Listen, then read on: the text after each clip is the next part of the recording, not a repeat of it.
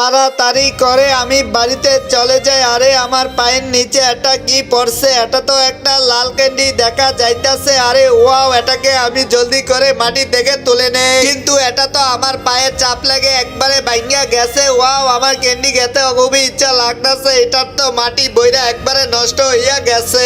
Idea একটা বুদ্ধি পাইছি, আমি মাটির ভিতরে একটি গর্ত করে দেই, তারপর এটাকে লাগিয়ে দেই। তাড়াতাড়ি এটা হয়ে যায়, যার কারণে কিছু মাটি চাপা দিয়ে দেই। তারপর এটার মধ্যে পানি দিয়ে কিছুদিনের জন্য আমি বাড়িতে চলে যাই। এক মাস পর এখানে আসার পর দেখো মাটি পাইটা কতগুলো ক্যান্ডি বাইরে চলে এসেছে। বন্ধুরা, চ্যানেলটিকে সাবস্ক্রাইব করে ভিডিওতে একটি লাইক করবে, তাদেরকে আমরা ফ্রিতে এই ক্যান্ডি গুলো দিয়ে দেব।